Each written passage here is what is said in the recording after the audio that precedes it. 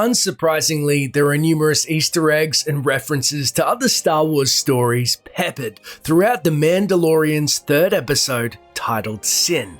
And I'm here to show you the most interesting ones the show has to offer, with 10 tiny details you may have missed in The Mandalorian Episode 3.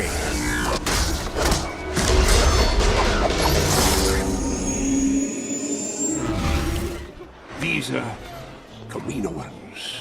Keep to themselves. They're cloners. Damn good ones too. About 5 minutes into the episode, the Mandalorian returns to the Imperial safehouse to deliver the asset. Inside, we see the return of Werner Herzog and his associate, Dr. Pershing. When we see Dr. Pershing, we finally get a clear shot of his shoulder patch, confirming what many fans suspected after the first episode. Eagle-eyed fans will no doubt notice that the symbol is very similar to the ones we've seen before, and it appears to be some version of a symbol worn in the cloning facility on Camino, albeit sharper and more angular, but no doubt a reference to cloning. They are totally obedient, taking any order without question. We modified their genetic structure to make them less independent than the original host. The Force is with you, young Skywalker. But you are not a Jedi yet.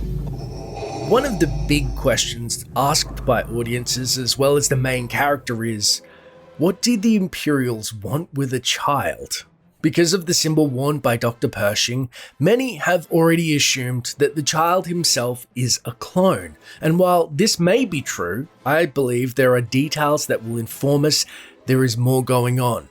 When the Mandalorian returns to the compound, he hears Werner Herzog instruct Dr. Pershing to extract the necessary materials. While we aren't told what those materials are, we can at least deduce that the child has some materials that can be extracted and put to use by a man wearing a cloning patch.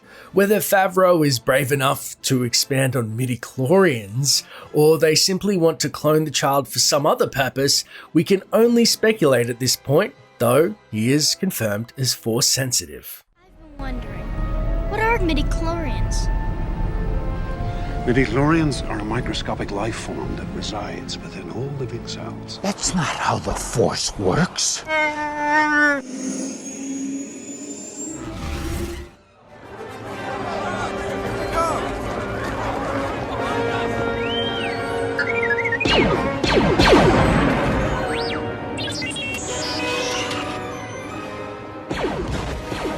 In exchange for safe delivery of the asset, the Mandalorian receives his promised payment in the form of a Camtono of Beskar.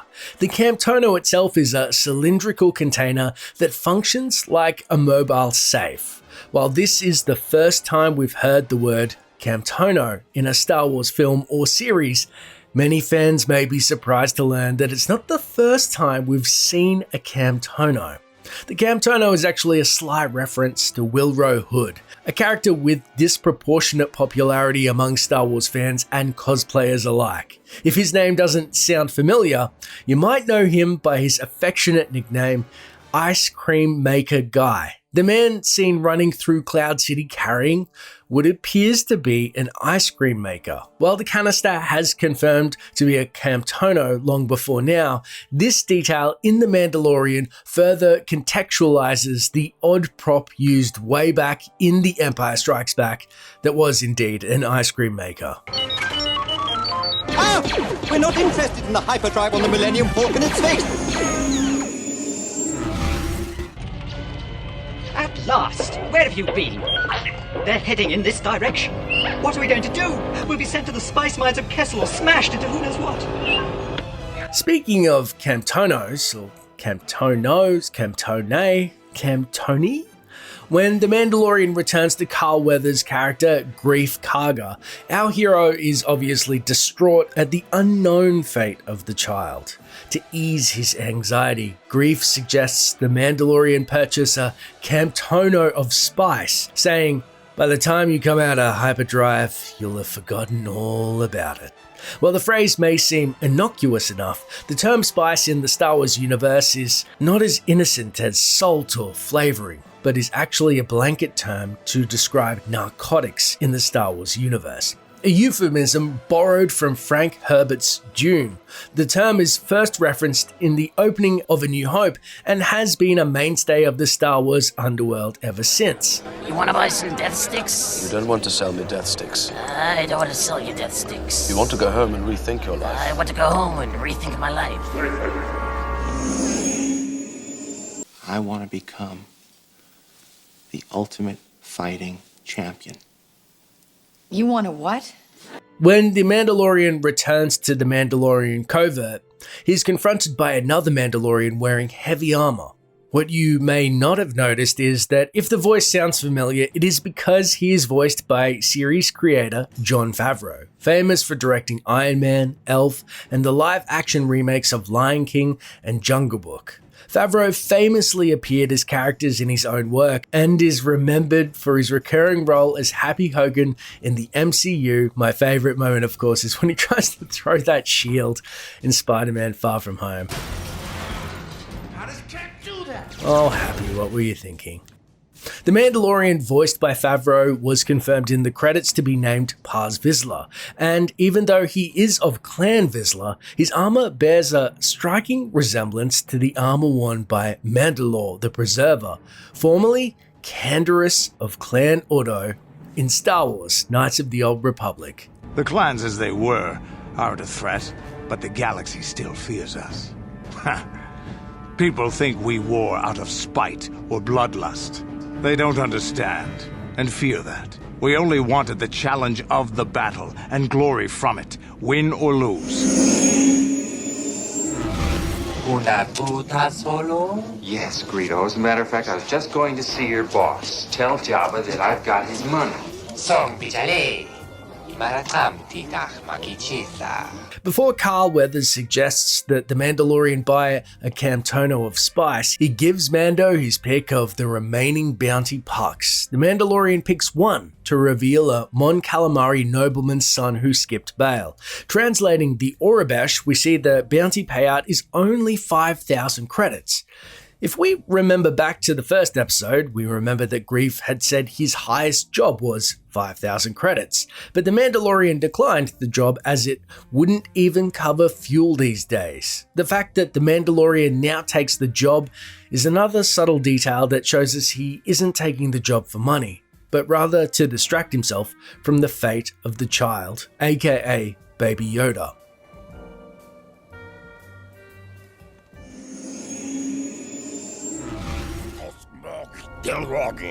Amber Wabo says those crates contain his disruptors.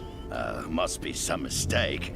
Can't possibly be disruptors in there, because they're illegal, right? Several times throughout the episode, we see cubic grey crates and containers. While certainly a small detail, hence the name of this video, the design of these crates is actually a designed scene in Star Wars Rebels. This is a nice little bit of continuity that serves to unify the world and further solidify the Star Wars universe.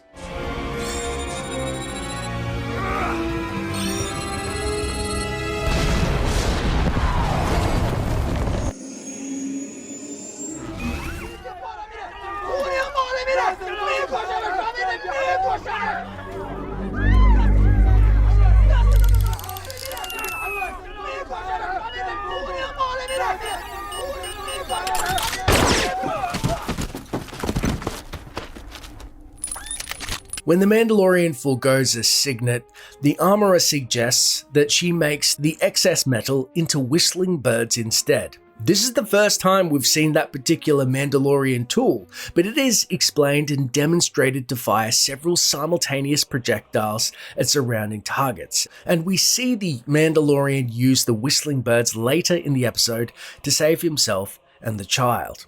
What makes this scene even more important is the way he acquired the birds. The armorer first suggests making the metal into a signet of the Mudhorn, but the Mandalorian protests as it was not a noble kill, since he was helped by the child who he says was an enemy.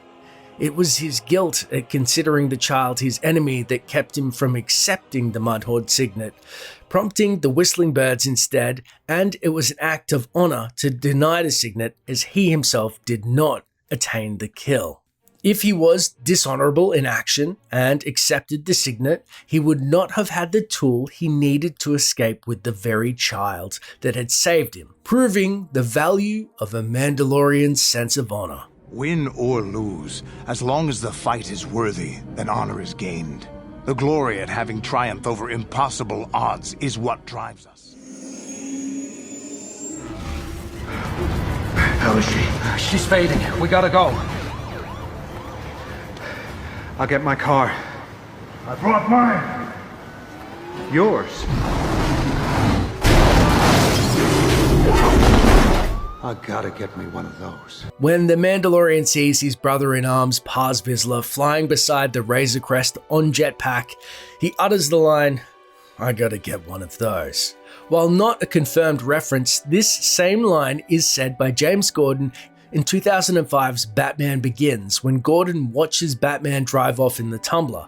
And while not a reference to Star Wars or the work of Favreau, it is still fitting after all, since the Mandalorians carry a wide array of tools and gadgets. It serves to make them, essentially, the Batmans of Star Wars. Get those wonderful toys.